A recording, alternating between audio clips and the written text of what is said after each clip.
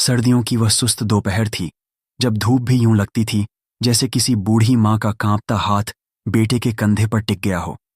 बस्ती के आखिरी छोर पर, जहां कच्चा रास्ता खेतों से होता हुआ जंगल की तरफ जाता था, वहीं एक टूटी फूटी सी झोपड़ी में शौकत नाम का मजदूर अपनी जिंदगी का सफर काट रहा था। शौकत की उम्र अब 60 को पार कर चुकी थी, मगर बदन अब भी लोहे की मानिंद मजबूत था। आंखों में एक थकान थी जो वक्त के थप्पड़ों से आई थी, मगर हाथों में अब भी हुनर बाकी था। रोटी कमाने की कशिश अब भी खत्म नहीं हुई थी। बीवी का साया बरसों पहले उठ गया था। 2 बेटे छोड़े थे। बीवी ने आमिर और आसिफ दोनों जवान हो चुके थे, मगर उनकी सोच अब भी किसी कच्चे मिट्टी के खिलौने जैसी थी।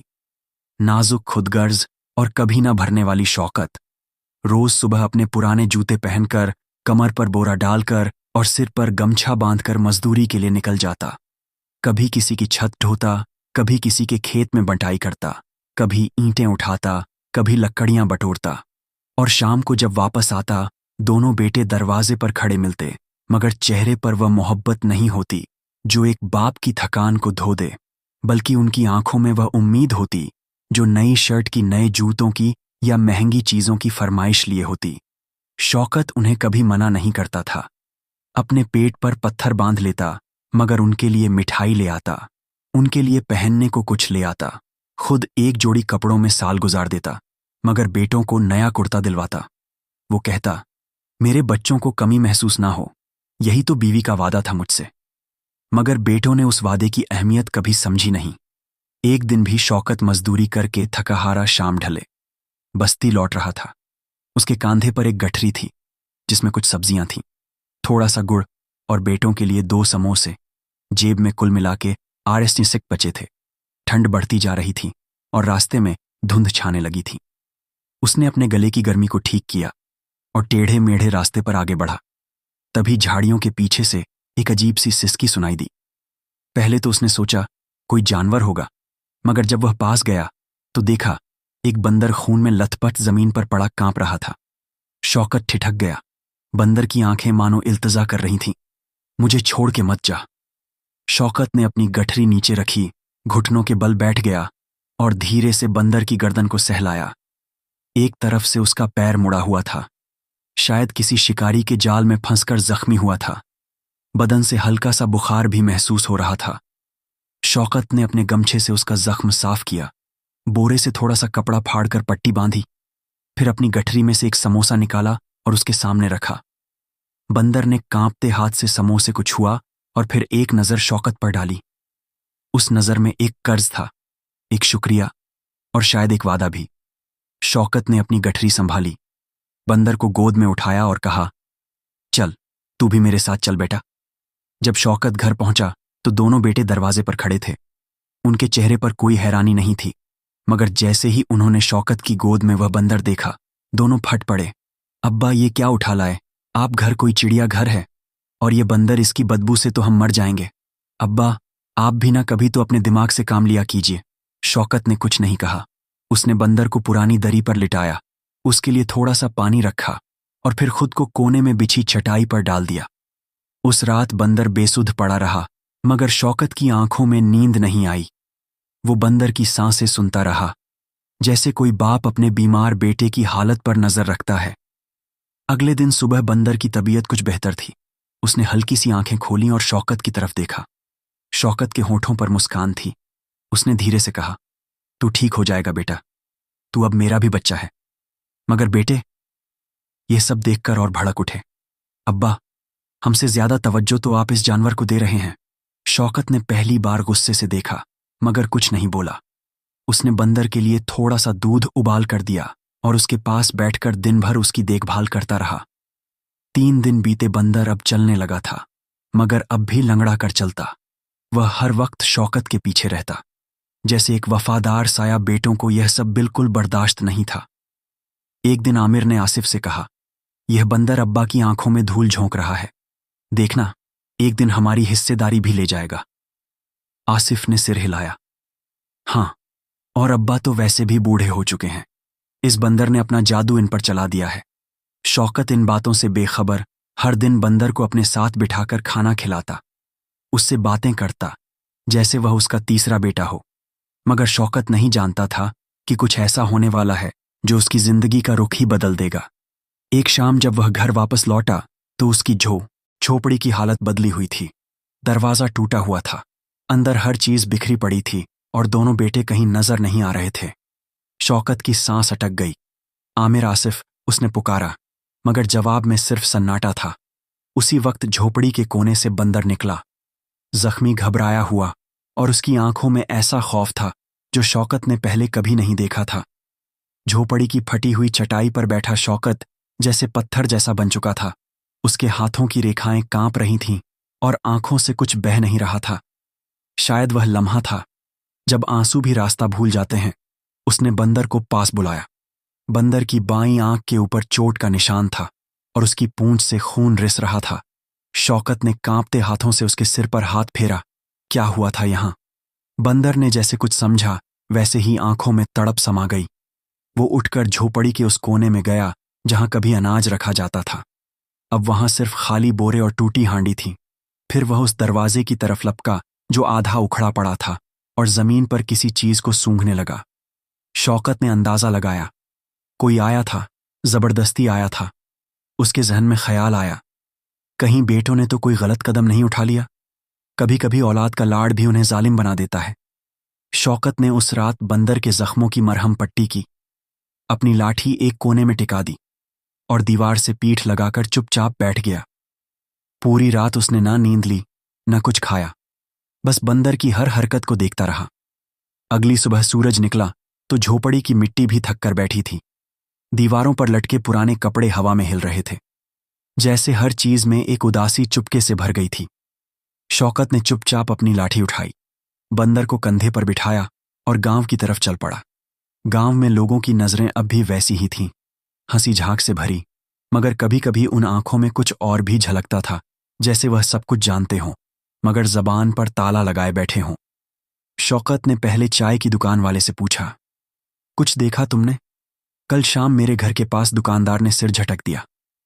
हम तो शाम को दुकान बंद कर देते हैं, भाई अंधेरा होते ही घर में घुस जाते हैं। फिर वो हंस पड़ा, वैसे यह बंदर तो अब आपके साथ ऐसे रहता है जैसे आपका बेटा हो। शौकत मुस्कुराया नहीं।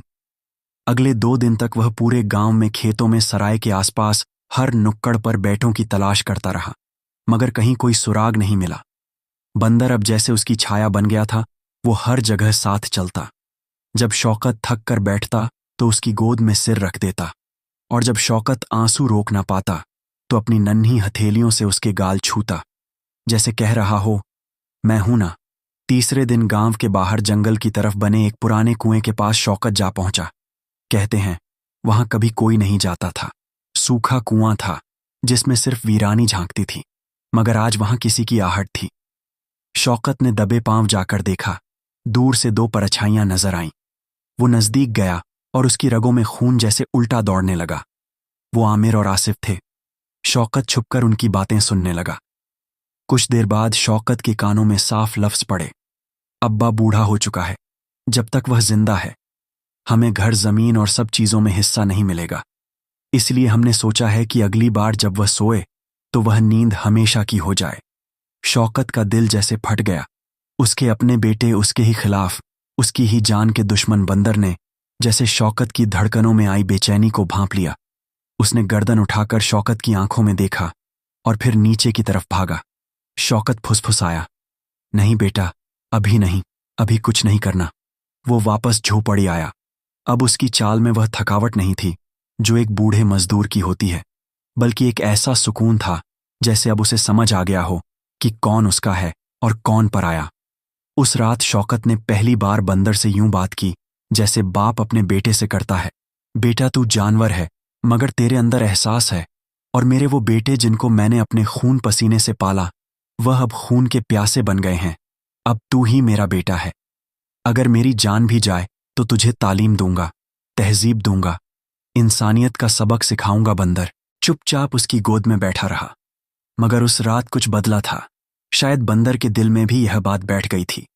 अब वह सिर्फ एक जानवर नहीं रहा, अब वह शौकत का बेटा है। अगली सुबह का सूरज कुछ अलग था। उसकी रोशनी जरा फीकी थी, जैसे खुद भी किसी बोझ के नीचे दब गई हो। शौकत रात भर की थकान अपने कांधे पर उठाए झोपड़ी के बाहर बैठा था और बंदर उसके पास चुपचाप सिर झुकाए बैठा था। न वह बंदर कोई शरारत करता था, न कोई उछल कूद। अब उसमें एक अजीब सी संजीदगी आ गई थी। शौकत के झुर्रियों वाले चेहरे पर जैसे एक गहरी सोच जमी थी। और तभी झोपड़ी के उस टूटे हुए दरवाजे से दोनों बेटे दाखिल हुए। आमिर आगे था, आसिफ पीछे। आपको बता दें, जब वह दोनों भाई कुएं के पास बैठकर अपने बाप को कत्ल करने का प्लान बना रहे थे और शौकत उनकी बात सुन रहा था, तो जब शौकत वापस अपने घर की तरफ मुड़ा था तो दोनों बेटों ने देख लिया था कि उनके बाप ने उनकी बातें सुन ली हैं और अब उनको अपने इस तरह के बर्ताव पर शायद शर्म आ रही थी। वह सोच रहे थे कि अब्बा को मारने की क्या जरूरत है, ऐसे ही घर से निकाल देते हैं। अगले दिन सुबह दोनों बेटे घर आए। इस बार आमिर ने सीधे कहा, अब्बा, आप अब बूढ़े हो चुके हैं, आपके लिए अब यह सब संभालना मुश्किल है। आप हर वक्त बीमार रहते हैं, दवाई का खर्च, खाने पीने का झंझट। हमारे बच्चे भी बड़े हो रहे हैं, उनकी पढ़ाई, उनकी ज़रूरतें। हम यह नहीं कह रहे कि आप बेगैरत हो गए हैं, मगर आपको अब आराम की ज़रूरत है। कोई और ठिकाना देख लीजिए। शौकत ने हौले से मुस्कुराया। वह मुस्कान नहीं थी, कोई टूटता हुआ रिश्ता था। उसने लाठी पकड़ी, धीरे से उठ खड़ा हुआ, फिर बोला, तुम दोनों अपने बच्चों को समझाओ कि बाप कभी बोझ नहीं होता, मगर खैर, अब उम्र ने खुद ही बता दिया है कि मैं अब तुम्हारे काम का नहीं रहा। जाओ, अपने बीवी बच्चों के साथ खुश रहो। बेटा, ये घर तुम्हारा है, मेरी कमाई से बना है, तुम्हारा हक है। इस घर पे मैं और मेरा यह वफादार साथी कहीं और ठिकाना ढूंढ लेंगे। ये कहते हुए शौकत ने बंदर की तरफ देखा और जैसे वह दोनों समझ गए हों कि अब एक नया सफर शुरू होना है। बंदर चुपचाप लपककर शौकत के कंधे पर चढ़ गया। उसकी पकड़ अब और मजबूत थी, जैसे कह रहा हो, अब्बा जहां आप वहीं मेरा घर है। आमिर और आसिफ वहीं खड़े रह गए, मगर अब उनके चेहरे पर न शर्म थी न पछतावा, जैसे उन्होंने अपने बोझ से छुटकारा पा लिया हो। शौकत ने आखिरी बार घर को देखा। उस पुराने मिट्टी के घर में उसकी पूरी जिंदगी गुजरी थी, मगर अब वह उस कैद से रिहा हो रहा था। शाम के वक्त जब गांव से बाहर निकलते हुए शौकत और बंदर कच्चे रास्ते पर चल रहे थे, तो पीछे से किसी बच्चे की आवाज आई, देखो देखो, वो बूढ़ा और उसका बेटा जा रहे हैं। शौकत ने मुड़कर देखा नहीं, मगर उसकी चाल में एक इत्मीनान था। अब उसके साथ वो था जो खून से नहीं मगर वफा से उसका बेटा बना था। उस सुबह हवाओं में एक अलग सन्नाटा था। कोई अल्फाज नहीं, बस हल्की हल्की सरसराहट, जैसे वक़्त भी कुछ कह रहा हो। मगर खामोशी से शौकत अपने टूटे हुए बिस्तर से उठा। उस वक्त जब सूरज की धूप का पहला कतरा तक जमीन पर नहीं पड़ा था। झोपड़ी के कोने में पड़ा पुराना झोला उठाया और बाहर निकल पड़ा। कंधे पर बंदर बैठा था, जैसे उसकी जिंदगी अब उसी कांधे से बंध गई हो। सफर की शुरुआत हो चुकी थी। शौकत अब उस घर का हिस्सा नहीं था जिस घर को उसने ईंटई जोड़कर बनाया था। अब वह बेघर था, मगर तन्हा नहीं। उसका एक हमदर्द था, एक साथी जो न खून से जुड़ा था, न जात से, मगर वफा में हर रिश्ते से आगे था। पहले दिन शौकत शहर के बाहरी हिस्से में पहुंचा, वहीं जहां मजदूरों की भीड़ सुबह सुबह इकट्ठा होती थी, हाथ में फावड़ा लिए, आंखों में उम्मीद लिए। मगर अब उसकी आंखों में उम्मीद नहीं थी, सिर्फ जरूरत थी। 2 वक्त की रोटी अपने और उस बंदर के लिए। ठेकेदार आया, नजर शौकत पर पड़ी तो सिर से पैर तक देखा। बाबा, अब ये हाथ तुम्हारे नहीं चलते, तुमसे काम नहीं होगा, जाओ आराम करो। कहीं शौकत ने कुछ नहीं कहा, बस झोला उठाया और दूसरी तरफ बढ़ गया। दिन ढलने लगा था। पसीने से लथपथ, थकावट से टूटा हुआ शौकत को एक ईंट भट्टे पर कुछ घंटे का काम मिल गया। वहां कोई ज्यादा ताकत नहीं चाहिए थी, बस मिट्टी उठाकर एक जगह डालनी थी। शौकत ने वह काम भी किया। बंदर वहीं पास में बैठा रहा। उसकी आंखों से जैसे हौसला निकलकर शौकत में उतर रहा था। कभी कभी वह जमीन से उठाकर शौकत को पानी का डिब्बा पकड़ाता, कभी रोटी के टुकड़े पास रख देता। शाम को जब दोनों ने मिलकर 2 सूखी रोटियां बांटी तो शौकत ने आधा हिस्सा बंदर के सामने रख दिया। बेटा, तुझे भी तो भूख लगी होगी। बंदर ने पहले शौकत की तरफ देखा, फिर रोटी उठाई, मगर आधा टुकड़ा फिर भी वापस उसके सामने रख दिया। शौकत मुस्कुराया, देखो, ये रिश्ता सिर्फ खून से नहीं होता बेटा, ये रोटी से भी बन। अगले कुछ दिन यूं ही गुजरते रहे। सुबह उठना, काम तलाशना, कहीं 2 घंटे की मजदूरी मिलना और फिर उस कमाई से शाम की रोटी खरीदना। जिंदगी अब बहुत सख्त हो गई थी। बूढ़ा जिस्म अब जवाब देने लगा था। कभी कभी उसकी टांग कांपने लगती, कभी कंधा जवाब दे जाता, और कभी तो सांस ही इतनी तेज चलती कि बंदर घबरा कर उसके सीने से लग जाता। एक दिन की बात है, शौकत को मजदूरी नहीं मिली। जेब में 1 रुपया भी नहीं था। सारा दिन धूप में बैठा रहा, शायद कोई बुला ले। बंदर उसके पैरों के पास चुपचाप बैठा रहा। भूख दोनों को थी, मगर शिकायत किसी को नहीं। शाम हुई। शौकत ने ठेकेदार के पास जाकर कहा, साहब, आज कुछ नहीं मिला। अगर कल भी नहीं मिला तो भूखा ही रह जाऊंगा। कुछ उधार मिल जाएगा क्या? ठेकेदार ने उसे देखा, फिर उसकी जेब में पड़ी फटी नोटबुक की तरफ इशारा किया। नाम लिखवा दो, कल मेहनत कर लेना। शौकत ने कांपते हाथों से नाम लिखा। उधारी में जो मिला वह था एक सूखा परांठा और गुड़ का टुकड़ा। शौकत ने फिर आधा बंदर के सामने रखा, मगर बंदर ने यह देख लिया था कि शौकत का हाथ भी कांप रहा है। उसने रोटी नहीं ली। शौकत ने जबरदस्ती उसके मुंह में टुकड़ा डाला। बेटा, जब तक यह बाप जिंदा है तुझे भूखा नहीं सोने देगा। बंदर ने उसकी गोद में सिर रख दिया। अब हर शाम यही मंजर होता। शौकत मजदूरी करता थका हारा लौटता, फिर जो कुछ मिलता वह आधा बंदर को देता। कभी कभी बंदर खुद कहीं से 2-4 फल उठा लाता, जैसे वह भी अब कमाने की कोशिश कर रहा हो। एक दिन तो ऐसा हुआ कि बंदर गायब हो गया। शौकत बहुत परेशान हो गया। इधर उधर ढूंढा, आवाज लगाई, श्याम ढले। वह वापस लौटा, मुंह में एक टमाटर और केले का छोटा गुच्छा ली। शौकत की आंखें भर आईं। एक शाम जब शौकत ईंट ढो रहा था तो अचानक उसका पैर फिसला और वह नीचे गिर पड़ा। कंधे में तेज चोट लगी। बंदर दौड़कर उसके पास आया, उसके कंधे को सहलाने लगा। शौकत ने दर्द में कराहते हुए कहा, अब शायद वक्त आ गया है बेटा कि बाप को तेरे कंधे की जरूरत पड़े। उस रात पहली बार बंदर ने शौकत की गोद में सिर नहीं रखा, बल्कि खुद उसकी गोद बन गया। शौकत की पीठ टिकवाकर बैठा रहा। उसकी गर्म सांसें उसके कान के पास महसूस कराता रहा कि वह अकेला नहीं है। अब वह मजदूरी कम करता था और तकलीफ ज्यादा सहता था। वो दिन अब भी शौकत की यादों में जिंदा था। जिस दिन उसकी आंखों के आगे अंधेरा छा गया। सूरज तो निकला था, मगर उसकी रोशनी शौकत तक नहीं पहुंची। सब कुछ धीरे धीरे हुआ था। पहले तो धुंधला दिखने लगा, फिर छायां घूमने लगीं, और फिर एक दिन जब वह भट्टे पर काम कर रहा था, ईंट उठाते वक्त उसकी आंखों के आगे सब कुछ पूरी तरह से काला हो गया। गिरा नहीं, रुका भी नहीं, बस चुपचाप बैठ गया। जमीन पर बंदर दौड़कर आया। शौकत ने कांपते हाथों से बंदर के सिर को छूकर कहा, बेटा, लगता है अब इस बाप की आंखें भी थक गई हैं। शौकत अंधा हो चुका था।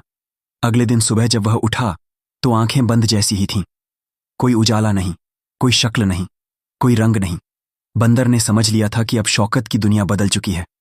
शौकत ने खुद से कहा, अब मजदूरी नहीं होगी और तुझसे बोझ उठाया नहीं जाएगा। अब कैसे जिएंगे बेटा बंदर? कुछ नहीं बोला, बस उसका हाथ थामा और धीरे धीरे खींचता हुआ झोपड़ी के बाहर ले गया। अब हर सुबह बंदर ही शौकत को बाहर ले जाता, सड़क के किनारे बिठाता, बगल में बैठता, और जैसे ही लोग आते जाते वह छोटे छोटे करतब करने लगता। कभी आदाब ठोकता, कभी एक पैर पर खड़ा होता, कभी जमीन पर लौटकर एक्टिंग करता कि जैसे मर गया हो। फिर अचानक उठकर ताली बजाता। लोग हंसने लगे, और कुछ लोग तो इतने हंसास निकले कि हंसी के साथ साथ कुछ सिक्के भी उसकी तरफ उछालने लगे। शौकत पहले तो बड़ा शर्मिंदा हुआ, क्या यह भी कोई काम हुआ बेटा? तू लोगों के सामने तमाशा बन रहा है और मैं रोटी खा रहा हूं। बंदर ने जवाब नहीं दिया, सिर्फ शौकत का हाथ अपने हाथों में लिया और फिर उसकी गोद में बैठ गया। शायद कह रहा हो, जब तुम मेरे लिए वक्त में दीवार बन गए थे, अब मैं तुम्हारे लिए भी कुछ करूं। धीरे धीरे यह बंदर उस इलाके में मशहूर हो गया। हर सुबह लोग उसकी राह देखने लगे। अरे बाबा अंधे और उसका बंदर आ गए। कोई बिस्किट लेकर आता, कोई केला फेंकता, कोई बच्चा सिक्का रखता, और कई लोग तो यूं भी कह जाते, काश हमारे बच्चे भी ऐसे वफादार होते। शौकत की जिंदगी अब बिल्कुल बदल चुकी थी। मजदूरी नहीं थी, मगर 2 वक्त की रोटी अब मिलने लगी थी।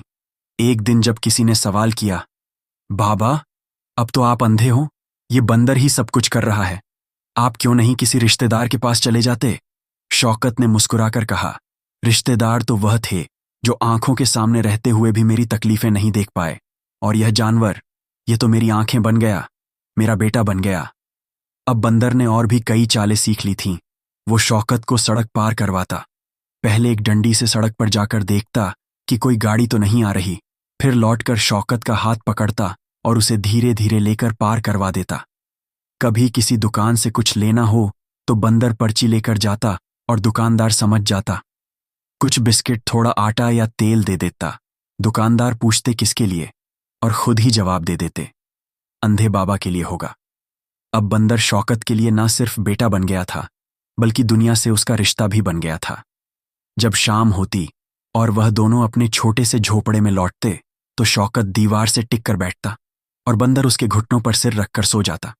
शौकत अपनी उंगलियों से उसके सिर को सहलाता और कहता, बेटा, जब यह दुनिया मुझे छोड़ गई तब तूने मेरा हाथ पकड़ा। तेरी इस वफा को क्या नाम दूं? तू जानवर है, मगर तुझ में एहसास बाकी है। एक रात तेज बारिश हुई, झोपड़ी की छत टपकने लगी। बंदर ने झट से झोपड़ी के कोने से एक लोहे का पुराना टुकड़ा उठाया और ऊपर छत पर चढ़कर उसे सेट करने लगा। शौकत चीखा, नहीं बेटा, मत जा, फिसल जाएगा। मगर बंदर ने नहीं सुना। बारिश की बूंदों के बीच अंधेरे झोपड़े में एक बूढ़ा बाप अपनी आंखों से तो नहीं, मगर दिल से देख रहा था कि उसका बेटा क्या क्या कर रहा है। उसके लिए शहर की उस तंग गलियों में, जहां हर दिन सैकड़ों लोग आते जाते हैं, जहां कोई किसी को देखता भी नहीं और न किसी के हालात पूछता है, वहीं एक कोना ऐसा भी था जहां एक अंधा बूढ़ा और उसका वफादार बंदर रोज बैठते थे। बंदर के करतब अब और भी दिलचस्प हो चुके थे। कभी टोपी पहनकर लोगों को सलाम करता, कभी जमीन पर लौटकर ऐसे एक्टिंग करता जैसे जान निकल गई हो, फिर अचानक उठकर ताली बजा देता। बच्चे तालियां बजाते और बड़े भी मुस्कुरा उठते। एक दिन भीड़ में से एक आंखों वाला आदमी चुपचाप उन्हें देख रहा था। सिर्फ देख नहीं रहा था, परख रहा था। उसके कपड़े मामूली थे, लेकिन चाल में अलग सी ठसक थी। हाथ में लकड़ी का लंबा डंडा था जिस पर रंग बिरंगे कपड़े लिपटे थे। चेहरे पर हल्की मुस्कान थी और आंखों में कोई साजिश नहीं, बस तजुर्बा। वह धीरे धीरे शौकत के पास आया और वहीं बैठ गया। बाबा, बंदर आपका है? शौकत ने सर हिलाया। हाँ बेटा, ये बंदर नहीं, मेरा बेटा है। वो आदमी थोड़ी देर तक कुछ नहीं बोला, फिर बंदर की तरफ देखकर मुस्कुराया। बहुत हुनर है इसमें। मैंने बहुत बंदर देखे हैं, मगर ऐसा समझदार, ऐसा सलीकेदार बंदर कम देखा है। शौकत चुप था। उसे ना इज्जत की आदत थी, न किसी की तारीफ की उम्मीद। फिर उस आदमी ने कहा, मैं भी ऐसे ही करतब दिखाता हूं। कभी ऊंट, कभी कुत्ते, कभी मुर्गी लेकर शहर शहर जाता हूं और लोगों को हंसाता हूं, रुलाता भी हूं। उस आदमी ने कहा, हमारा बहुत बड़ा काम है। बादशाह के महल से लेकर दूसरे मुल्कों में भी हम करतब दिखाने जाते हैं। फिर बोला, अगर आप इजाजत दें तो मैं आपको और आपके बंदर को अपने साथ ले चलूं। खाने पीने का सुकून होगा और रहने के लिए बिस्तर भीख नहीं मांगनी पड़ेगी। मेहनत की रोटी होगी। शौकत थोड़ा घबरा गया। उम्र ढल चुकी थी, आंखें साथ छोड़ चुकी थीं और अब किसी नए सफर का नाम सुनकर दिल कांप उठता था। बंदर उसकी टांगों से लिपट गया। शायद वह भी कुछ समझ रहा था। शौकत ने धीमे लहजे में कहा, बेटा, हम तो यहीं ठीक हैं। अब कहाँ फिर से रास्ते और नए लोग। उस आदमी ने हाथ पकड़कर कहा, बाबा, कुछ रास्ते दुश्वार नहीं होते, कुछ रास्ते राहत देने के लिए होते हैं। आप चलिए मेरे साथ, सिर पर छत होगी और रोटी के लिए दर दर नहीं भटकना पड़ेगा। शाम तक सोचते सचते शौकत ने फैसला कर लिया। उस रात झोपड़ी में बहुत खामोशी थी। बंदर शौकत की गोद में सिर रखकर सोया हुआ था और शौकत उसके कान सहला रहा था। बेटा, तेरा बाप अब थक गया है। तू अब और मेहनत करेगा, मगर कम से कम भूखा नहीं रहेगा। अगली सुबह वह तीनों, शौकत, बंदर और वह आदमी, गली से निकल पड़े। शहर से दूर एक पुराने मैदान में उनका बहुत बड़ा सा कैंप था। वहीं टाट का बना एक तंबू, एक छोटा सा चूल्हा और बिस्तर जैसी बुनियादी चीजें रखी थीं। शौकत के लिए एक कोने में चटाई बिछा दी गई। बंदर वहीं पास में बैठा और तुरंत अपने करतब दिखाने को तैयार हो गया। वह आदमी, जिसका नाम इजहार था, हैरान रह गया। अरे बाबा, ये तो मेरे बाकी जानवरों से कहीं ज्यादा समझदार है। इजहार ने बंदर को दिन भर सिखाना शुरू किया। अब वह ताली बजाकर लोगों से आदाब भी करता, टोपी उतारकर हंसता, डमरू बजाता और कभी कभी तो इंसानों जैसी शक्ल बनाकर सबको हंसा देता। हर शाम वह लोग किसी शहर, कस्बे या मेले में करतब दिखाते। भीड़ लग जाती, बच्चे हंसते और बूढ़े ताज्जुब से देखते। शौकत चुपचाप दूर बैठा होता, लेकिन उसके चेहरे पर वह सुकून होता जो शायद कई बरसों बाद लौटा था। अब हर हफ्ते इजहार अपने तमाम जानवरों, ऊंट, कुत्ते, मुर्गियां और बकरियां लेकर अलग अलग शहरों, कस्बों, मेले और बाजारों में जाया करता। लेकिन अब उसकी टीम में एक और जोड़ी थी, बूढ़ा शौकत और उसका समझदार बंदर। लोग कहते, इजहार का तमाशा देखना है तो शौकत बाबा और उनके बंदर को जरूर देखना। फिर एक दिन राजमहल से खुद इजहार के नाम खत आया। शाही मोहर वाला सुनहरे रंग की मोहर लगी, जिस पर शेर और तलवार बने थे। लिखा था, महल में शाही तकरीब है, ताजपशी की सालगिरह पर बादशाह और शहजादा पूरे मुल्क के बेहतरीन फनकारों का तमाशा देखना चाहते हैं। आप अपने जानवरों के साथ तशरीफ लाएं। इजहार की आंखें चमक उठीं। वो फौरन शौकत बाबा के पास पहुंचा। बाबा, चलिए, तैयार हो जाइए। इस बार हम शाही महल में खेल दिखाएंगे। बादशाह और शहजादा के सामने शौकत के चेहरे पर मुस्कुराहट तैर गई और बंदर ने तालियां बजा दीं। अगली सुबह हिसार का पूरा कारवां शाही महल की तरफ रवाना हुआ। बड़े से रथ में जानवर लदे हुए थे। एक ऊंट की पीठ पर बड़ा ढोल बंधा था और बंदर लाल रंग की नक्काशीदार जैकेट पहने शौकत बाबा की गोद में बैठा था। शौकत ने धीरे से कहा, बेटा देख, आज तू कहां पहुंच गया। बस तू जमीन पर ही रहना, उड़ मत जाना। महल के बाहर जैसे ही इजहार का कार्य वहां पहुंचा, सेनापति और महल के मुहर्रिर पहले ही इंतजार कर रहे थे। सब जानवरों को अंदर लाया गया। सज धज के साथ इजहार ने अपना तमाशा शुरू किया। बंदर को आखिरी में लाने का फैसला किया गया। बारी बारी से जानवर अपने करतब दिखाते गए। ऊंट ने सर्कस वाली चाल में चलते हुए आदाब किया। कुत्ते ने गोल घूमते हुए मुर्गी की पीठ पर चढ़कर करतब दिखाया। बकरी रस्सी पर चलती हुई आगे बढ़ी। तालियां भी बजीं। शहजादा सर हिलाता रहा, लेकिन उसके चेहरे पर वैसी खुशी नहीं दिखी। फिर इजहार ने ऐलान किया, अब पेश है हमारा सबसे खास फनकार, जो बंदर तो है, लेकिन इसे देखकर हर कोई कहता है यह वाकई अलग ही चीज है। यह है शौकत बाबा का बेटा। शौकत बाबा को दो पहरेदारों ने सहारा देकर स्टेज के किनारे बिठा दिया। बंदर उनके सामने खड़ा हुआ और करतब शुरू किए। क्या करतब थे! कभी ताली बजाकर आदाब करता, कभी जमीन पर गिरकर नकली मरा बन जाता, फिर अचानक उठकर नाचने लगता, कभी महल की सीढ़ियों पर उछलकर पीछे घूमकर इजहार को आदाब करता। बादशाह मुस्कुराने लगा और शहजादा तो हंसते हंसते लेट गया। ये तो कमाल है, ये बंदर तो दरबारियों से ज्यादा सलीकेदार है। फिर शहजादा ने इशारा करके पूछा, ये बंदर किसका है? इजहार ने कहा, ये उस अंधे शख्स का बंदर है जिनका नाम शौकत है। ये वही है जो इस वक्त आपके सामने बैठे हैं। शहजादा ने चौंक कर देखा। एक बूढ़ा फटे पुराने कपड़ों में, आंखों पर पट्टी और उसके पहलू में बैठा बंदर, जो एक पल को भी उससे अलग नहीं हुआ। तो यह बूढ़ा आदमी ही इसका बॉस है? शहजादा ने पूछा। बॉस? इजहार मुस्कुराया। नहीं शहजादे साहिब, ये उसका बेटा है। जानवर तो बहुत देखे, मगर ऐसा वफादार, ऐसा समझदार बेटा नहीं देखा। कभी शहजादा मुस्कुरा पड़ा, लेकिन उसकी आंखों में अजीब सी चमक थी। उस रात जब महल से सब लौटे, इजहार और शौकत बाबा अपने तंबू में आराम कर रहे थे। बंदर जमीन पर सो चुका था। शौकत बाबा ने चुपचाप उसके सिर पर हाथ फेरा। बेटा, आज तू शहजादे का भी दिल जीत आया। एक दिन महल की नीलम की बड़ी तख्ती पर बैठा शहजादा अपनी रिहायशी हवेली के बाग की तरफ देख रहा था। उसके हाथों में एक खत था जो उसने इजहार से लिखा था। शौकत और उसके बंदर को महल के नजदीक किसी अच्छे मकान में रहने का इंतजाम करो। बंदर को दरबार में भी पेश किया जाएगा। हमें बंदर के करतब बहुत पसंद आए। शौकत को जब यह बात पता चली तो उसका दिल डगमगाने लगा। वह सोचने लगा, यह बादशाह और उसका बेटा हमें अपनी गिरफ्त में लेना चाहते हैं या कोई और मकसद है। बंदर तो बिल्कुल भी परेशान नहीं था। वह तो बस शौकत के साथ था, चाहे जिंदगी कैसी भी हो जाए। महल के नजदीक मिले मकान में शौकत और उसका बंदर रहने लगे। शहजादा खुद वहां आता जाता रहा। बंदर के करतबों को देखकर हंसता और शौकत से बातें करता।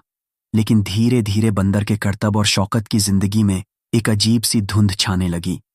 एक शाम शौकत अपने कमरे में बैठा था। बंदर उसी के कंधे पर बैठा था जब दरवाजा खटखटाया गया। दरवाजा खुला तो शहजादा खुद खड़ा था। उसके चेहरे पर वह पुरानी चमक थी, लेकिन अब वह और ज्यादा गंभीर लग रहा था। शौकत, उसने कहा, तुम्हारे बंदर ने मुझे बहुत मुतासिर किया है। मैं चाहता हूं कि वह दरबार में ज्यादा समय बिताए, पर इसके बदले मुझे तुम्हारी मदद चाहिए। शौकत ने हौले से सिर हिलाया। वो समझ चुका था कि यह कोई आसान बात नहीं होगी। शहजादा ने आगे कहा, मैं चाहता हूं कि तुम मेरे राज्य बनो, तुम्हारा बंदर मेरी आंख और कान बने। जो भी दरबार में होगा वो तुम्हें बताओ। जिंदगी आसान होगी लेकिन जवाबदेही भी होगी। शौकत की दिल में हलचल हुई। उसके लिए यह फैसला था, या तो एक नई जिंदगी की तरफ कदम बढ़ाए या फिर वह और भी गहरे अकेलेपन में डूब जाए। वो बंदर जो कभी उसका साथ छोड़ता नहीं था, अब उसका एक बड़ा साथी भी था और उसका एक अनजाना पुल भी बन चुका था। दरबार की दुनिया से शौकत ने बंदर को देखा। बंदर ने उसे ऐसे देखा जैसे कह रहा हो, चिंता मत कर बाबू, हम साथ हैं। शौकत ने मुट्ठी बांधी और बोला, ठीक है शहजादे साहब, मैं आपके साथ चलूंगा, पर बंदर मेरा बेटा है, उसे कोई तकलीफ नहीं होनी चाहिए। उस रात शौकत ने पहली बार महसूस किया कि जिंदगी के रंग कितने बदल सकते हैं। जहां कभी उसकी हिम्मत टूटी थी, अब उसे फिर से चलना था। लेकिन इस बार दरबार की बड़ी स्याही में शौकत और उसका वफादार बंदर अब वह नहीं रहे जो कल तक शहर की गलियों में 2 वक्त की रोटी को तरसते थे। अब उनका बसेरा शाही महल था। वह भी किसी एहसान की वजह से नहीं, बल्कि अपने हुनर की वजह से वो दोनों महल में रहने लगे और बंदर शहजादे का जासूस बन गया। जब कभी कोई तकरीब होती तो बंदर बहुत अच्छे अच्छे करतब भी दिखाता था। बंदर के हैरतअंगेज करतब और शौकत की सादगी और नरमी, यह दोनों अब दरबार की शान बन चुके थे। महल के बड़े अहाते में जब भी बंदर कोई नज़ारा दिखाता, दरबारियों की हंसी गूंजती और शहजादे का चेहरा खिल उठता। यह खबर फैलने लगी। सिर्फ शहर तक नहीं, बल्कि आसपास के गांव कस्बों तक यह बात पहुंच गई कि एक अंधा बूढ़ा शख्स और उसका समझदार बंदर अब शाही महल में रहते हैं और बादशाह और शहजादा खुद उनका एहतराम करते हैं। लोगों की जुबान पर एक ही नाम था, वो अंधे बाबा और उनका नायाब बंदर। दूसरी तरफ कई 100 कोस दूर एक स्याह और बदबूदार मोहल्ले में 2 आदमी बैठे थे, आमिर और आसिफ। शौकत के वह बेटे जिनसे उसने कभी मोहब्बत कम नहीं की थी, जिनके लिए अपनी मजदूरी से दिन रात मेहनत की थी, लेकिन जिनके दिल में ना तो मोहब्बत थी न शुक्रगुजारी। अब जब यह खबर आमिर के कानों में पहुंची कि उनका बूढ़ा बाप अब शाही महल में है और उसके साथ एक ऐसा बंदर है जो सैकड़ों का मन बहलाता है, तो दोनों भाइयों की आंखों में चमक आ गई। लेकिन यह चमक मोहब्बत की नहीं थी, यह चमक थी लालच की। आमिर ने कहा, भाई सोच, हमने जिसे घर से निकाल दिया था वह आज महल में रह रहा है और लोग उसका नाम इज्जत से ले रहे हैं। आसिफ ने होंठ काटते हुए कहा, और उसका वो बंदर सुना है, शहजादा खुद उसके करतब का दीवाना है। अगर हम भी पहुंच जाए तो शायद हमारा भी कुछ बन जाए। आमिर की आंखें सिकुड़ गईं। चलो फिर तैयार हो जा, कल सुबह हम महल जाएंगे। अगली सुबह महल के दरवाजे पर 2 मैले कुचैले कपड़े पहने नौजवान खड़े थे। आवाज लगाई, हम शौकत के बेटे हैं।